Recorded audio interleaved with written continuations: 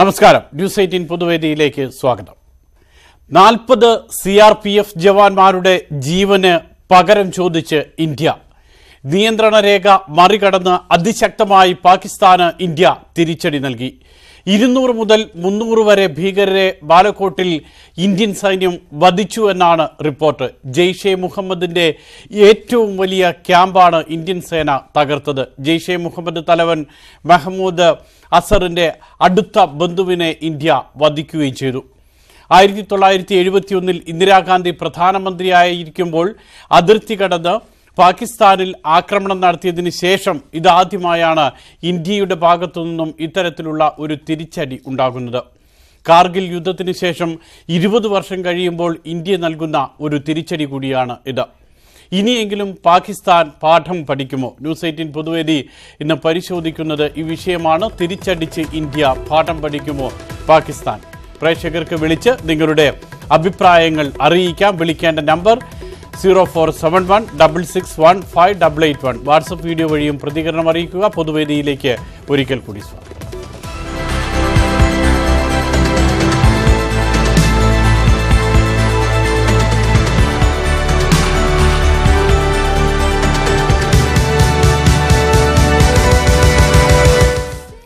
ശ്രീ നാണുവാണ് ആദ്യം നമ്മളോടൊപ്പം ചേരുന്നത്. ശ്രീ നാണു, ഏറ്റവും വലിയ തിരിച്ചടി, പുൽവാമയ്ക്ക് ശേഷം ഏറ്റവും വലിയ തിരിച്ചടി ഇന്ത്യ പാകിസ്ഥാന് നൽകണമെന്നുള്ള ആവശ്യം ഇന്ത്യയുടെ വിവിധ കോണുകളിൽ നിന്നും ഉയർന്നു വരുന്ന ഒരു രാഷ്ട്രീയ സാഹചര്യം എല്ലാം ഉണ്ടായിരുന്നു. അവിടെയാണ് ഇന്ത്യ കൃത്യസമയത്ത് തന്നെ വ്യക്തമായി കൃത്യസ്ഥലത്ത് ആക്രമണം നടത്തിയിരിക്കുന്നത്. ആ ആക്രമണമാണ് ഇന്ന് രാവിലെ വാർത്ത പുറത്തുവരികയും ചെയ്യുന്നത്. എങ്ങനെയാണ് ഇന്ത്യയുടെ നടപടിയെ താങ്കൾ കാണുന്നത്? സാർ, ആദ്യം ന്യൂസ് 18 ചാനലിന് അഭിനന്ദനങ്ങൾ അറിയിക്കുന്നു. താങ്കളോടൊരു അഭ്യർത്ഥന മാത്രമേ ഉള്ളൂ, കുറച്ചുകൂടി ഈ പൊതുവേദിയുടെ സമയം താങ്കൾ കൂട്ടാൻ ശ്രമിക്കണം. കാരണം ഒരുപാട് പ്രേക്ഷകർക്ക് പ്രതികരിക്കാനും പ്രതിഷേധിക്കാനുള്ള അവസരമായിട്ട് ന്യൂസ് 18 ചാനലുകളെ ഞങ്ങൾ അഭിനന്ദിക്കുകയാണ്. അഭിപ്രായം പറയുകയാണെങ്കിൽ ഇന്ത്യയിൽ ഇപ്പൊ ഇരിക്കുന്ന ഗവൺമെന്റ് എന്ന് പറഞ്ഞാൽ ഇന്ത്യ രാജ്യത്തെ കണ്ടമായി മുറിക്കാൻ അനുവദിക്കുന്ന ഒരു ഗവൺമെന്റ് അല്ല. അതാണ് വസ്തുത. ഫസ്റ്റ് വൺ മനസ്സിലായ സാറിന്? രാജ്യത്ത് ഇന്ത്യ രാജ്യത്തിന്റെ അഖണ്ഡതയും ഐക്യതയും കാത്തു സൂക്ഷിക്കാനുള്ള ഗവൺമെന്റാണ് ഇന്ത്യ രാജ്യം ഭരിച്ചുകൊണ്ടിരിക്കുന്നത്. അതിന്റെ ഫലമാണ് നമ്മൾ കാണുന്നത്. അതിലധികം ആഹ്ലാദിക്കാൻ നമുക്കൊന്നുമില്ല. ഇതുപോലത്തെ ഒരു ഗവൺമെന്റ് വീണ്ടും ഇന്ത്യയിൽ തുടർന്നുണ്ടാകണമെന്നോ ഉള്ളതാണ് എന്റെ ആഗ്രഹം. റൈറ്റ്, വളരെയധികം നന്ദി. ശ്രീ പ്രേമൻ കൂടി ചേരുന്നു. ശ്രീ പ്രേമൻ, കേന്ദ്ര സർക്കാരിന്റെ നടപടിയെ പ്രകീർത്തിക്കുന്നു.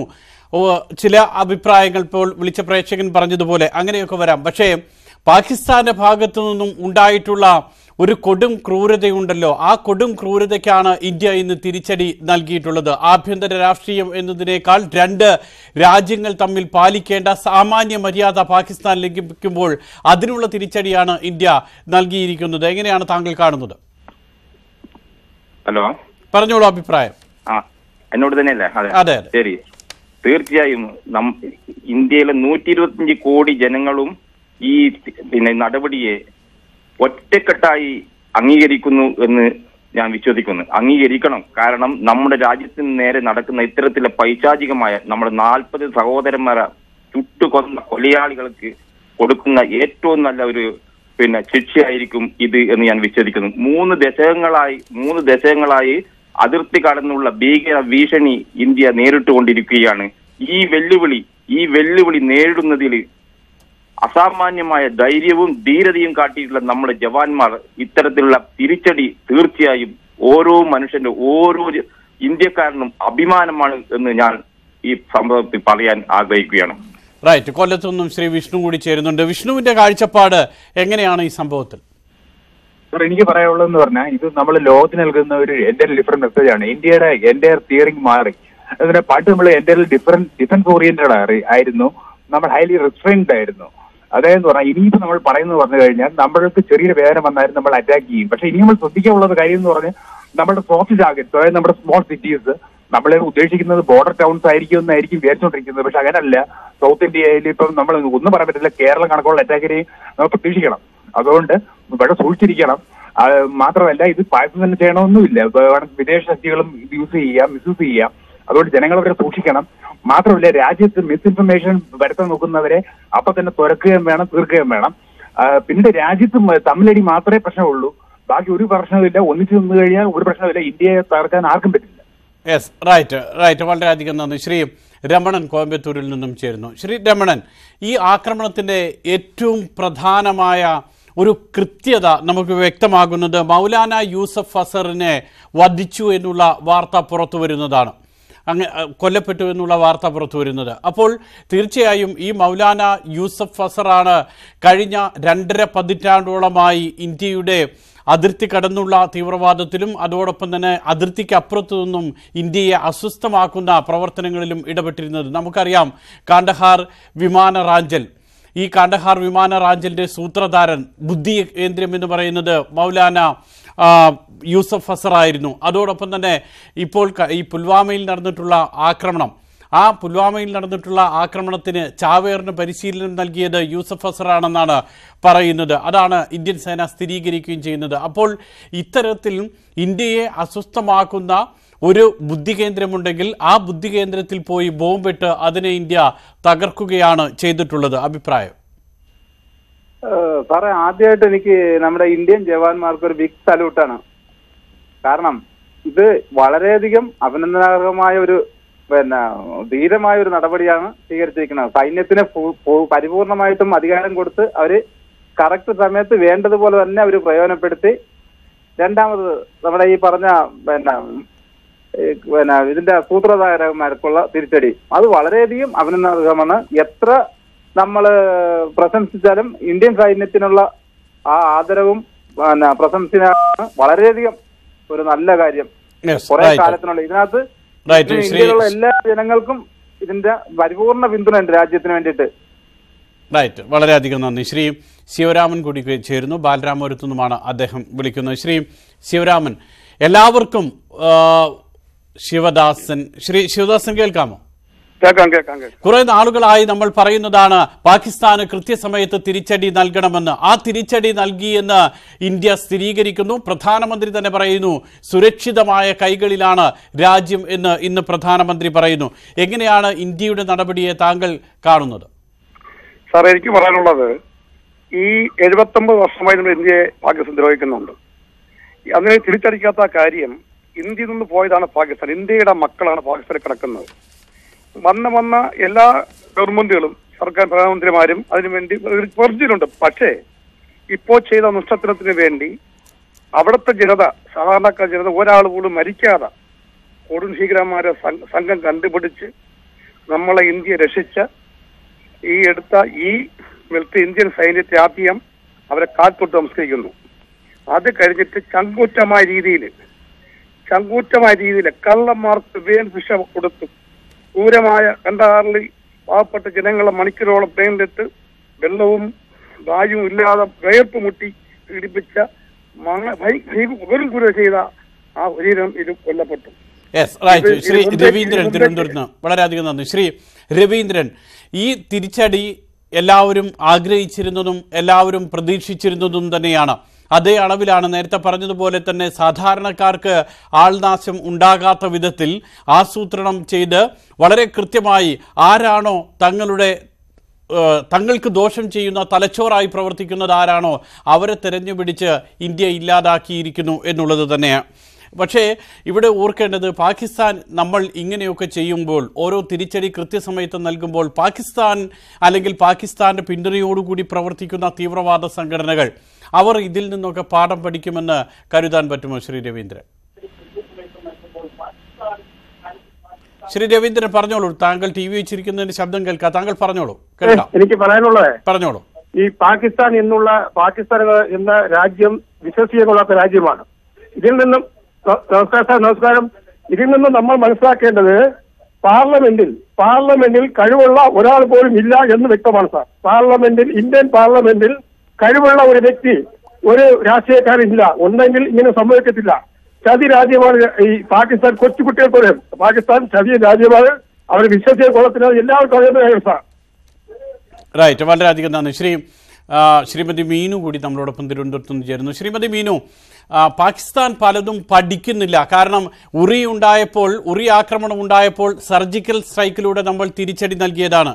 ഇപ്പോൾ പുൽവാമ ഉണ്ടായപ്പോൾ അടുത്ത തിരിച്ചടി നമ്മൾ നൽകുന്നു. വലിയ കാഷ്വാലിറ്റി അവിടെ ഉണ്ടാക്കുന്നുമുണ്ട്. ഇതൊന്നും എന്തുകൊണ്ടാണ് പാകിസ്ഥാൻ ഇതൊന്നും പഠിക്കാത്തത്? അല്ലെങ്കിൽ പാകിസ്ഥാന്റെ പിന്തുണയോടുകൂടി പ്രവർത്തിക്കുന്ന ഈ സംഘടനകളൊന്നും സമാധാനത്തിലേക്ക് തിരിച്ചു വരണമെന്നും ആഗ്രഹിക്കുന്നില്ല. പാകിസ്ഥാൻ ഇതിൽ നിന്നൊക്കെ നമ്മുടെ തിരിച്ചടി കൊണ്ട് പാഠം പഠിക്കുമെന്ന് വിശ്വസിക്കാൻ പറ്റുമോ ശ്രീമതി നീനു? അതായത് ഇതിനെപ്പറ്റി സംസാരിക്കുമ്പോൾ നമ്മൾ ആദ്യം മനസ്സിലാക്കേണ്ട ഒരു കാര്യം, പാകിസ്ഥാൻ ഇപ്പോൾ നമ്മൾ സർജിക്കൽ സ്ട്രൈക്ക് നടത്തിയപ്പോഴാണെങ്കിലും പാകിസ്ഥാൻ ശരിക്കും ഇതുവരെ ഇന്ത്യയുടെ ഇങ്ങനൊരു മുഖം പാകിസ്ഥാൻ കണ്ടു തുടങ്ങിയിട്ടുണ്ടായിരുന്നില്ല. ഇന്ന് വരെയുള്ള ഇപ്പൊ ഏത് പാർട്ടിയാണെങ്കിലും ശരി, ഭരിച്ചിരുന്നവരെല്ലാം നമ്മുടെ ഇന്ത്യക്കാരുടെ ബേസിക്കായ സ്വഭാവം തന്നെയാണ് നമ്മൾ സഹിഷ്ണുതയോടെ കാര്യങ്ങളെ കാണാൻ ശ്രമിച്ചതിന്റെ ഫലം പാകിസ്ഥാൻ നമ്മളെ ചൂഷണം ചെയ്യുകയാണ് ചെയ്തത്. അപ്പൊ അവർക്കൊരു ചിന്തയുണ്ടായിരുന്നു, നമ്മളൊരിക്കലും അതിർത്തി കടക്കില്ല, എന്ത് സംഭവിച്ചാലും നമ്മൾ പിന്നെന്താണ് കുറെ അതിനെ അപലപിച്ചു നോക്കുക, വെറും സംസാരം മാത്രമേ ഉണ്ടാവുള്ളൂ എന്നവർ കരുതിയിരുന്നു. അപ്പോൾ ഉറിയുടെ സമയത്ത് ആ സർജിക്കൽ സ്ട്രൈക്ക് വന്നപ്പോൾ തന്നെ അവരത് കുറച്ചെങ്കിലും മനസ്സിലാക്കിയിട്ടുണ്ടാകണം എന്ന് ഞാൻ വിചാരിക്കുന്നു. കാരണം ഇത്തവണ അവർ അങ്ങനെ ഒരു അടുത്ത സർജിക്കൽ സ്ട്രൈക്ക് വരികയാണെങ്കിൽ അതിലും ഭീകരമായി ഇന്ത്യയെ നേരിടാൻ എന്നൊക്കെ ആയിരിക്കും അവർ ചിന്തിച്ചത്. പക്ഷെ ഇന്നത്തെ ഈ ഒരു പാഠത്തോടുകൂടി അവരത് ഇന്ന് നമ്മൾ നൽകിയ ഈ ഒരു സ്ട്രൈക്കിലൂടെ അവർ പാഠം പഠിച്ചിരിക്കാനാണ്. കാരണം ഇപ്പൊ തന്നെ പാകിസ്ഥാൻ ഏതാണ്ട് വളരെ കഷ്ടമുള്ള സ്ഥിതിയിലാണ്. നമ്മൾ 200% നികുതിയൊക്കെ അവരുടെ എക്കോണമിയെ തന്നെ ബാധിക്കുന്ന എല്ലാ തരത്തിലും നമ്മൾ പാകിസ്ഥാനെ പൂട്ടാൻ ശ്രമിച്ചുകൊണ്ടിരിക്കുകയാണ്. മാത്രമല്ല ഇപ്പൊ പാകിസ്ഥാൻ കാരണം ഇതേപോലെ തന്നെ ടെററിസം കൊണ്ട് അനുഭവിക്കുന്ന മറ്റ് 2 രാജ്യങ്ങളിലാണ്, ഒന്ന് ഇറാനും അഫ്ഗാനിസ്ഥാനും. അപ്പൊ അവരും എല്ലാം ഇന്ത്യയോടൊപ്പം ചേർന്ന് പ്രവർത്തിക്കുന്നതിന് അതാണ് ഇപ്പോൾ ഇറാൻ അഫ്ഗാനിസ്ഥാന്റെ കാര്യത്തിലാണെങ്കിൽ സമാധാന ശ്രമം അവിടെ നടക്കുന്നുണ്ട്. ഇറാന്റെ കാര്യത്തിലാണെങ്കിൽ സമാധാന ശ്രമം, അഫ്ഗാനിസ്ഥാൻ ആണെങ്കിൽ അമേരിക്ക കൂടി ഇടപെട്ടുകൊണ്ടുള്ള സമാധാന ശ്രമമൊക്കെ നടക്കുന്നു. ഏതായാലും ഇതിന് വളരെയധികം നന്ദി. വിളിച്ചതിൽ ശ്രീ ശശി നമ്മളോടൊപ്പം ചേരുന്നു. ശ്രീ ശശി, ഈ പറഞ്ഞതുപോലെ പാകിസ്ഥാൻ പാഠം പഠിക്കണം. അത് സർജിക്കൽ സ്ട്രൈക്കിൽ നിന്ന് അല്ലെങ്കിൽ ഇന്നത്തെ ആക്രമണത്തിൽ നിന്ന് പാകിസ്ഥാൻ പാഠം പഠിക്കണം. കാരണം നമ്മൾ ഇതുവരെ ചെയ്തിരുന്ന രീതിയിലല്ല. 1971 ശേഷം ആദ്യമായാണ് അതിർത്തി കടന്ന് നിയന്ത്രണ രേഖ മറികടന്ന് അങ്ങോട്ട് ചെന്ന് ആക്രമിക്കുന്നത്. അപ്പോൾ കയ്യും കെട്ടി നോക്കി നിൽക്കില്ല ഇന്ത്യ എന്നുള്ള ഒരു താക്കീത് പാകിസ്ഥാന് നൽകാൻ ഈ ആക്രമണം സഹായിക്കില്ലേ? ഇന്ത്യ പാകിസ്ഥാൻ വിഭജനത്തിന് ശേഷം തന്നെ അവര് ചതി മാത്രമേ നമ്മളോട് കാണിച്ചിട്ടുള്ളൂ. ഇപ്പം തന്നെ നമുക്കറിയാം 1999 പിന്നെ വിമാനം റാഞ്ചിയ മൗലാന യൂസഫ് അസ്തർ എന്ന് പറഞ്ഞ ഭീകരനെ പിടിച്ചത് തന്നെ നമ്മുടെ വലിയൊരു അഭിമാനമായിട്ടാണ് നമ്മൾ കാണുന്നത്. അതുപോലെ തന്നെ പെറ്റമ്മയേക്കാൾ മഹത്തരം, പെറ്റമ്മയെ പിറന്ന നാടിനേക്കാൾ മഹത്തരം വേറൊന്നുമില്ല എന്ന് പറയുന്ന പോലെ നമ്മൾ ചിന്തിക്കേണ്ടതെന്ന് വെച്ചാൽ അതിർത്തി കടന്ന് നമ്മൾ ഭീകരതമാരെ കൊന്നാലും നമ്മുടെ രാജ്യത്തിന്റെ ഉള്ളിൽ എങ്ങനെ എന്തെങ്കിലും സംഭവം ഉണ്ടെന്ന് നമ്മൾ നോക്കണം. കാരണം ഇന്ന് കഴിഞ്ഞ പ്രാവശ്യം തന്നെ നമ്മുടെ 44 ജവാന്മാർ മരിച്ചാലോ ഒരു സ്ത്രീ ഫേസ്ബുക്കിൽ ഇട്ടിട്ട് കണ്ടു. അത് പിന്നെ ഇവിടെ LDF തന്നെ അത് ആഘോഷമാക്കിയിട്ട് പലയാക്കൂട്ടിട്ടുണ്ട്. പിന്നെ ഈ ഗവൺമെന്റ്. വളരെയധികം നന്ദി ശശി. ഏതായാലും താങ്കൾ പറഞ്ഞതുപോലെ തന്നെ കശ്മീരിൽ നിന്ന് തന്നെയുള്ള പ്രാദേശികമായ പിന്തുണ ഇവർക്കൊക്കെ ലഭിക്കുന്നത് കൊണ്ടാണ് പലപ്പോഴും പല വിധത്തിലുള്ള ആക്രമണം ഇവർക്ക് നടത്താൻ പറ്റുന്നത്. ശ്രീ ദേവാനന്ദൻ കൂടി ചേരുന്നു. ദേവാനന്ദൻ, എങ്ങനെയാണ് ഈ ആക്രമണത്തെ കാണുന്നത്? സർ, ഞാൻ വേറൊരു തലത്തിൽ നിന്നാണ് ഈ ആക്രമണത്തെയും ഇതിനു മുമ്പുണ്ടായ ഇന്ത്യക്ക് നേരെ നടന്ന ആക്രമണത്തെയും ഞാൻ വിലയിരുത്തുന്നത്. ഞാൻ കുറെ കാലം ഗൾഫിൽ അവിടെ ഉണ്ടായിരുന്നാണ്. നല്ലവരായ ഇന്ത്യക്കാരായിട്ടുള്ള എല്ലാ സഹോദരങ്ങളോടും അഭിമാനത്തോടെ തന്നെ പറയട്ടെ, നമ്മുടെ ഇന്ത്യയുടെ ഉള്ളിൽ തന്നെ നിന്നുള്ള സഹായം കൊണ്ട് അവർ ഇനിയും ആക്രമണത്തിന് സാധ്യത കൂടാൻ സാധ്യതയുണ്ട്. ഗൾഫിൽ വെച്ച് എനിക്ക് അനുഭവമുള്ള കാര്യങ്ങൾ തന്നെ ഇപ്പൊ തന്നെ അവിടെ പിരിവ് തുടങ്ങി കാണും. അതിൽ ഒരു 5% ഇന്ത്യക്കാരുണ്ട്.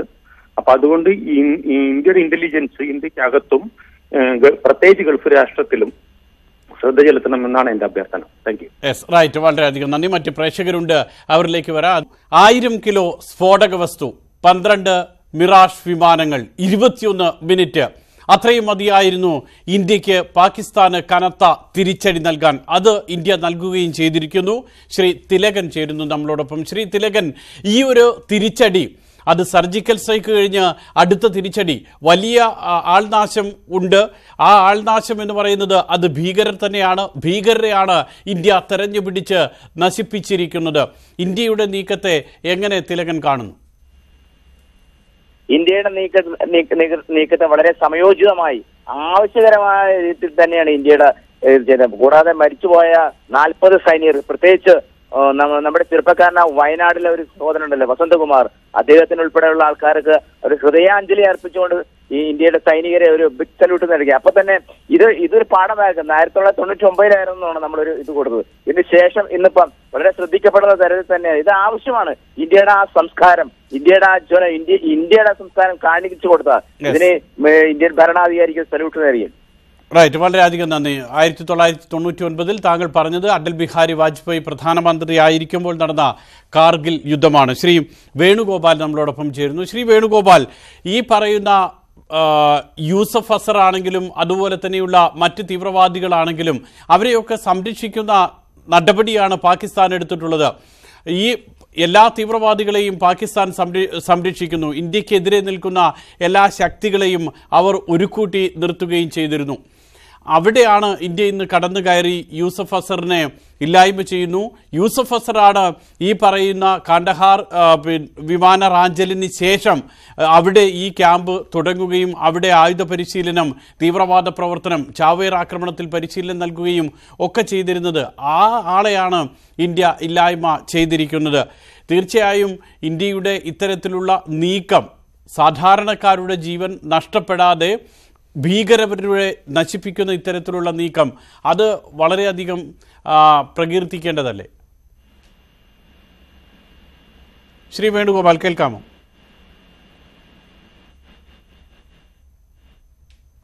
വേണുഗോപാലിന്റെ ഫോൺ ക്ലിയർ അല്ല എന്ന് തോന്നുന്നു. റൈറ്റ്, ശ്രീ വാസുദേവൻ നമ്മളോടൊപ്പം ഉണ്ട്. കോഴിക്കോട് നിന്നുമാണ് ശ്രീ വാസുദേവൻ വിളിക്കുന്നത്. ശ്രീ വാസുദേവൻ, പറഞ്ഞോളൂ അഭിപ്രായം താങ്കളുടെ. എനിക്ക് ആദ്യം പറയാനുള്ളത്, നമ്മളെ ആർമി അവർക്ക് ഒരു ബിഗ് സല്യൂട്ട് ഞാൻ കൊടുക്കുന്നത്. പക്ഷെ ഇത് ഇത്രയും നേരം വൈകിയോ എന്നാണ് എന്റെ സംശയം. അവര് നമ്മളെ ജവാന്മാരെ കൊന്നടിച്ചപ്പോൾ ആ സെക്കൻഡിൽ തിരിച്ചടിക്കണം. അവർ 40 പേരെ നമ്മൾ കൊന്നിട്ടുണ്ടെങ്കിൽ നമ്മൾ അവരെ 4000 കൊല്ലണം. അതാണ് അടിച്ച് തിരിച്ചടി കൊടുക്കുന്നത്. റൈറ്റ്, വളരെയധികം നന്ദി. ശ്രീ ജയൻ കൂടി നമ്മളോടൊപ്പം ചേരുന്നു. ജയൻ, വളരെ ഇമോഷണലായിട്ട് അടിച്ചാൽ ആ നിമിഷം തിരിച്ചടിക്കുക എന്ന് പറയുന്നതൊന്നും ചെയ്യാതെ ഇന്ത്യ വളരെ കൃത്യമായി തന്നെ ആദ്യം പറഞ്ഞു, പാകിസ്ഥാനെതിരെ തെളിവുണ്ട്, പാകിസ്ഥാന്റെ പങ്കുണ്ട്, പാകിസ്ഥാന്റെ മണ്ണിൽ നിന്ന് ഇവർക്ക് സഹായം ലഭിച്ചിട്ടുണ്ട്, അതിനുള്ള രേഖകളുണ്ട്, വാഹനം ആരുടേതാണെന്ന് ഇന്ത്യ കണ്ടെത്തുന്നു. അങ്ങനെ സമയമെടുത്ത് ഇന്ത്യ ഓരോന്നും നോക്കിയതിനു ശേഷം ആര് ഇതിന് പിന്നിൽ പ്രവർത്തിച്ചു, ആ തലച്ചോറ് എവിടെയാണ് നിൽക്കുന്നത്, ആ തലച്ചോറിൽ കൊണ്ടുപോയി ബോംബ് വയ്ക്കുകയാണ് ഇന്ത്യ ചെയ്തത്. താങ്കളുടെ അഭിപ്രായം ജയൻ? അല്ല, ഈ തീവ്രവാദം ഇവരെ ഒരിക്കലും അവസാനിപ്പിക്കത്തില്ല. മുസ്ലിം തീവ്രവാദ ലോകത്തെ എല്ലായിടത്തും ഇവരുള്ള കാലത്ത് ചെയ്തുകൊണ്ടിരിക്കും. ഫ്രാൻസിലായാലും ഇന്ത്യയിലായാലും ഇറാഖിലായാലും ഇവർ ചെയ്തുകൊണ്ടിരിക്കുന്ന മൊത്തം എത്ര നാൾ കഴിഞ്ഞാലും അവർ ഇതേ ചെയ്തുകൊണ്ടിരിക്കും. റൈറ്റ്, വളരെയധികം നന്ദി. ശ്രീമതി ഗോപിക കൂടി ചേരുന്നു. പാലക്കാട് നിന്നുമാണ് ഗോപിക വിളിക്കുന്നത്. ശ്രീമതി ഗോപിക, പലതവണ നമ്മൾ പാകിസ്ഥാന് മുന്നറിയിപ്പ് നൽകുന്നുണ്ട്, പല വിധത്തിലുള്ള തിരിച്ചടികൾ നൽകുന്നുണ്ട്. എന്നിട്ടും ഈ പറയുന്നത് പോലെ പാകിസ്ഥാൻ പാഠം പഠിക്കുന്നില്ല. ഇന്ത്യ 71-ൽ നമ്മൾ നിയന്ത്രണ രേഖ കടന്നു ചെന്ന് അങ്ങോട്ട് ആക്രമിക്കുന്നു, ബംഗ്ലാദേശ് സമയത്ത്. അപ്പോൾ സ്വാഭാവികമായും അത്തരത്തിലൊക്കെ തിരിച്ചടി നമ്മൾ ഇന്ത്യ നൽകിയിട്ടുണ്ട്. എന്നിട്ടും പാകിസ്ഥാൻ ഒന്നും പഠിക്കാതെ പോകുന്നു. ഇനിയും പാകിസ്ഥാനെ നമ്മൾ ഭയപ്പെടണോ? ഇനിയും പാകിസ്ഥാന്റെ ഭാഗത്തു നിന്നും തിരിച്ചടി ഉണ്ടാകുമോ? ഗോപികയുടെ കാഴ്ചപ്പാട് എന്താണ്? ഞാൻ പറയുമ്പോൾ ഇന്ത്യൻ പാക് യുദ്ധത്തില് നമുക്കൊരു പേടി വേണ്ട. കാരണം എന്റെ കുടുംബത്തിൽ തന്നെ അച്ഛൻ, ഏട്ടൻ, അമ്മ ഇവരെല്ലാവരും ഇന്ത്യൻ സൈനികർക്ക് വേണ്ടി പ്രാർത്ഥിക്കുന്നുണ്ട്. ഞങ്ങളുടെ കുടുംബം മാത്രമല്ല, ഇന്ത്യയിലെ ഓരോ കുടുംബവും അവർക്ക് വേണ്ടി പ്രാർത്ഥിക്കുന്നുണ്ട്.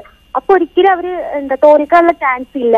പിന്നെ പാക് പാഠം പഠിക്കുക ചോദിക്കുകയാണെന്നുണ്ടെങ്കിൽ അത് അവരുടെ ഇതാണ്. കാരണം നമ്മൾ എത്ര പറഞ്ഞിട്ട് ഇതാക്കുന്നില്ലാന്നുണ്ടെങ്കിൽ അവരുടെ ഒരു ഡിസിഷനാണ് അവരെന്താ ചെയ്യണമെന്നുള്ളത്. പിന്നെ ഞാൻ ആദ്യം പറയാന്നുണ്ടെങ്കിൽ നമുക്ക് ഇന്ത്യൻ സോൾജിയറിന് ഒരു ബിഗ് സല്യൂട്ട് ആണ് കൊടുക്കുന്നത്. കാരണം ഇന്നിപ്പോ അവരില്ലാന്നുണ്ടെങ്കിൽ നമ്മൾ ഉണ്ടാവില്ല. കാരണം ഇപ്പൊ ഇന്നലെ ഞാനടക്കപ്പോ ഒരു 3:30 ഭയങ്കര ഉറക്കായിരുന്നു. ഞാനല്ല, ഇന്ത്യയിൽ മിക്കവാറും ആരും അറിഞ്ഞിട്ടുണ്ടാവില്ല. അങ്ങനത്തെ അവിടെ അവര് ഉറക്കൊഴിച്ച് നമുക്ക് വേണ്ടിയിട്ടാണ് അവർ ഇതാവണം. അപ്പൊ ഒരിക്കലും അങ്ങനെ ഇന്ത്യ ജയിക്കും. അതായത് വളരെ നന്ദി ശ്രീമതി ഗോപിക. ഇതാണ് രാജ്യത്തിനു വേണ്ടി ചെയ്യുന്ന ത്യാഗങ്ങളെ നമ്മൾ അതുപോലെ തന്നെ ഓരോരുത്തരും നെഞ്ചിലേറ്റണം എന്നുള്ളതാണ്. ശ്രീ ദാസൻ ചേരുന്നു. ദാസന്റെ കാഴ്ചപ്പാട് എന്താണ് ഇക്കാര്യത്തിൽ? എനിക്ക് പറയാനുള്ളത്, അമേരിക്ക നോക്കിയടിക്കുന്നത് അതിൽ നമ്മൾ ആ ലെവലിൽ എത്തിയതിൽ അഭിമാനിക്കുന്നു. ഞാൻ അങ്ങനത്തെ സ്ഥാനത്ത് ഇത് മറ്റേ ബില്ലാദന അവർക്ക് പോയി അടിച്ച് വന്നു. അതേമാതിരി തന്നെയാണ് ഇന്ത്യ ഇന്ന് രാവിലെ ചെയ്തത്. അതുപോലെ തന്നെയാണ് വേണ്ടത്. അല്ലാതെ അവരെ നമുക്ക് ഒന്നും പേടിക്കേണ്ട ആവശ്യമൊന്നുമില്ല. ഒരു ദിവസം വേണ്ട അവരെ അടിച്ച് തകർക്കാൻ. പക്ഷെ നമ്മൾ പിന്നെ മര്യാദ ക്ഷമിച്ച് നിൽക്കുമ്പോൾ അവർ വീണ്ടും കയറി വന്ന് നമ്മളെ തലയമേ കയറി ഇരിക്കാൻ നോക്കുന്നു. അപ്പം ചെയ്ത് കറക്റ്റ് സമയം 12ാമത്തെ നമ്മൾ ഹിന്ദു മതത്തിൽ 12ാം ദിവസം എന്ന് പറയുന്നത് 12 ദിവസം വരെയും 12ാം ദിവസം അടിച്ച് തിരിച്ചു. അതാണ് വേണ്ടത്. അതാണ് വളരെയധികം നന്ദി ശ്രീദാസൻ. താങ്കൾ പറഞ്ഞതുപോലെ തന്നെ സൈനിക ശേഷിയുടെ കാര്യത്തിലാണെങ്കിൽ ഇന്ത്യ ലോകത്ത് തന്നെ 4ാം സ്ഥാനത്ത്. അത്രയ്ക്ക് വലിയ സൈനിക ശേഷിയുള്ള ഒരു രാജ്യമാണ്. നാവികസേനയുടെ ശേഷി വെച്ച് നോക്കുമ്പോൾ പാകിസ്ഥാന്റെ ഇരട്ടിയിലധികം ശേഷിയുള്ള രാജ്യമാണ് ഇന്ത്യ എന്ന് പറയുന്നത്. ശ്രീ സുമേഷ് നമ്മളോടൊപ്പം ചേരുന്നു. സുമേഷ് പറഞ്ഞോളൂ. ഞാൻ പാലക്കാട് നിന്ന് സുമേഷാണ്. പറഞ്ഞോളൂ. ആക്ച്വലി ഇന്ത്യ ചെയ്തിരിക്കുന്നത് പാകിസ്ഥാനെ എതിരെന്ന് പറയാൻ പറ്റില്ല. കാരണം അവിടെ തീവ്രവാദം ഫുള്ളായിട്ടുള്ള ആ മേഖല നശിപ്പിച്ചു എന്നുള്ളതാണ് നമ്മൾ കാര്യമായിട്ട് മനസ്സിലാക്കേണ്ടത്. ഇത് പാകിസ്ഥാനാണ് അത് ചെയ്യേണ്ടതായിരുന്നത്. യഥാർത്ഥത്തിൽ ഇത്രയും കാലം ഇന്ത്യ ഇതിനെ വെയിറ്റ് ചെയ്തിരുന്നു. എന്നിട്ടും മറുപടി ഇപ്പൊ കൊടുക്കാൻ പറ്റിയ ഒരു നല്ലൊരു പ്രധാനമന്ത്രി എന്ന നിലയിൽ നരേന്ദ്രമോദി മാത്രമേ ഉണ്ടായിരുന്നുള്ളൂ എന്നാണ് എനിക്ക് വിശേഷിപ്പിക്കാനുള്ളത്. വളരെയധികം നന്ദി. ശ്രീ അമീർ കൂടി ചേരുന്നു. അമീറിന്റെ കാഴ്ചപ്പാട് പറയൂ. അമീർ, നമ്മൾ ഈ ഇന്ത്യ പാകിസ്ഥാന്റെ അതിർത്തിയില്ലേ, പാക് അധീന കാശ്മീർ, അതെ, ഇത് നമ്മൾ പിടിച്ചെടുക്കണം. ഇവന്മാരെ നമ്മൾ വെച്ചേക്കല്ലേ, തീവ്രവാദികളെ മൊത്തം അങ്ങോട്ട് കയറി അടിക്കണം. ഇത് നമ്മൾ ഒരു ചെറിയൊരു യുദ്ധം ഉണ്ടായി, നമ്മുടെ സൈനികർ മരിക്കുന്നു. ഹലോ, പറഞ്ഞോളൂ, കേൾക്കാം. നമ്മുടെ സൈനികർ മരിക്കുമ്പോൾ നമ്മൾ തിരിച്ചടിക്കും. നമ്മുടെ 40 സൈനികരാണ് മരിച്ചത്.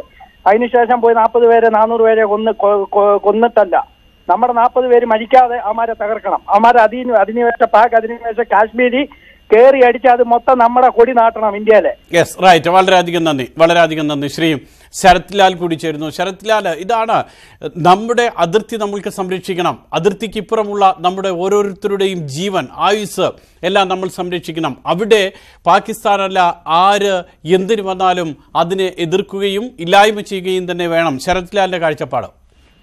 സാറേ, ഇതേപോലെ ഞാൻ പറയാണ്, നമ്മളെ ഫോഴ്സിന്റെ കഴിവ് നമ്മൾ പരമാവധി ഉപയോഗിക്കണ്ടേ? എന്തുകൊണ്ടായിരിക്കും? നമ്മുടെ രാജ്യത്തിന് വേണ്ടിയിട്ട് നമുക്കൊരു ഫോഴ്സ് ഉണ്ടാക്കി വെച്ചേക്കണം. അപ്പൊ ആ കഴിവ് നമുക്കുണ്ട് എന്ന് കാണിച്ചു കൊടുക്കണം. അത് ജനങ്ങളെ കൂടെ അല്ല, നമുക്ക് ഫോഴ്സ് ഉണ്ട്, അത് ഫോഴ്സിൽ കൂടെ തന്നെ കാണിക്കുമ്പോഴത്തേക്ക് മറ്റുള്ള രാജ്യങ്ങൾ ശ്രദ്ധിക്കുകയാണ്. ഇനി ഒരിക്കൽ കൂടി ശരത് ലാൽ, താങ്കൾ പറയുന്ന അഭിപ്രായം, ഇനി ഒരിക്കൽ കൂടി ശിരസ്സുയർത്താത്ത വിധത്തിൽ ആ പാകിസ്ഥാന്റെ മണ്ണിൽ തീവ്രവാദത്തിന്റെ പേരുണ്ടെങ്കിൽ അത് ഇല്ലായ്മ ചെയ്യണം. ഇല്ലായ്മ ചെയ്യണം. കാരണം നമ്മൾ ഇന്ത്യയാണ്, ഇന്ത്യൻ രാജ്യം, ഇന്ത്യക്ക് വേണ്ടി ജീവിക്കുന്നവരാണ് നമ്മൾ. ഈ പറയുന്ന ഞാനും ഇന്ത്യക്കാരനാണ്. അപ്പൊ നമ്മൾ ഇന്ത്യക്ക് വേണ്ടി ജീവിക്കുന്ന ആളാണ്.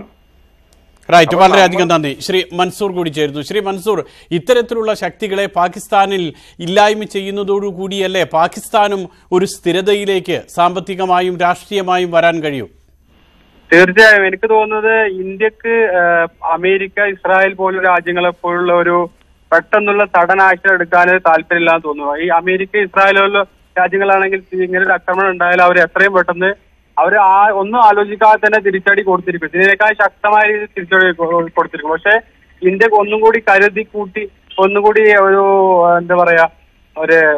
ഒരു മറ്റു നാശനഷ്ടങ്ങൾ സാധാരണക്കാരെ ബാധിക്കാത്ത തരത്തിലുള്ള തിരിച്ചടികൾക്കാണ് ശ്രമിച്ചുകൊണ്ടിരിക്കുന്നത്. പക്ഷെ അതൊരു കണക്കിന് നോക്കുകയാണെങ്കിൽ ഒരു നല്ല കാര്യം തന്നെയാണെന്നാണ് എന്റെ അഭിപ്രായം. റൈറ്റ്, വളരെയധികം നന്ദി. ശ്രീ സുരേന്ദ്രൻ കൂടി. ശ്രീ സുരേന്ദ്രൻ, ഈ പറയുന്നത് പോലെ 12 ദിവസം എടുത്തു, കാര്യങ്ങൾ ഇന്ത്യ നോക്കി, രേഖകൾ, അതോടൊപ്പം തന്നെ തെളിവുകൾ ഇതെല്ലാം തന്നെ ശേഖരിച്ചു. വാഹനം ഓടിച്ചിരുന്നത് ആരാണ്, വാഹനത്തിന്റെ ഉടമ ആരാണ് എന്നൊക്കെ കണ്ടെത്തി. അതിനുശേഷമാണ് ഇന്ത്യ തിരിച്ചടിക്കുന്നത്. അത് തന്നെയല്ലേ ഒരു ശരിയായ രീതി? ഇല്ലെങ്കിൽ ഇന്ത്യ ഒറ്റപ്പെട്ടു പോകില്ലേ? അതെ, ഇത് തന്നെയാണ് ശരി സാർ. കാരണം നമ്മൾ ഇത്രയും പെട്ടെന്ന് തിരിച്ചടിച്ചത് കൊണ്ട് എന്താണെന്ന് വെച്ചാൽ അവര് തലമുക്കിയിട്ട് വരാൻ സാധ്യതയില്ല. കാരണം നമ്മുടെ ഇന്ത്യൻ പട്ടാളം എന്ന് പറഞ്ഞാൽ അത്രയും വളരെ സ്ട്രോങ് ആണല്ലോ. കാരണം നമ്മുടെ പട്ടാളക്കാർക്ക് വേണ്ടിയിട്ട് നമ്മൾ അവർക്ക് 100 ആയുസ് കൊടുക്കട്ടെ എന്ന് പ്രാർത്ഥിക്കുകയാണ്. ഇനി ഇത്തരം ആക്രമണങ്ങൾ ഉണ്ടായാൽ പട്ടാളക്കാർ വീണ്ടും ഇറങ്ങിയിട്ട് ഇതേമാതിരി തിരിച്ചടി കൊടുത്തു കഴിഞ്ഞാൽ പാകിസ്ഥാൻ തലമുക്കൂല. കാരണം പാകിസ്ഥാൻ എന്ന് പറഞ്ഞാൽ അടി കിട്ടായിട്ടാണ് ഈ സംഭവമൊക്കെ ഇങ്ങനെ ഉണ്ടായത്. റൈറ്റ്, വളരെയധികം നന്ദി. ശ്രീ സുരേന്ദ്രൻ, പാകിസ്ഥാന്റെ മണ്ണിൽ ഇന്ത്യക്കെതിരെ ഒരു ശക്തി വളരുന്നുണ്ടെങ്കിൽ അത് ഇല്ലാതാക്കേണ്ടതിന്റെ ഉത്തരവാദിത്വം പാകിസ്ഥാനേക്കാൾ ഇന്ത്യക്കുണ്ട്. ആ ഉത്തരവാദിത്വമാണ് ഇന്ത്യ നിറവേറ്റിയത്. അവിടെ വളരുന്ന വിഷവിത്തുകളെ ഇല്ലായ്മ ചെയ്യേണ്ട ഉത്തരവാദിത്വം പാകിസ്ഥാനുമുണ്ട്. വിളിച്ച പ്രേക്ഷകർക്ക് നന്ദി.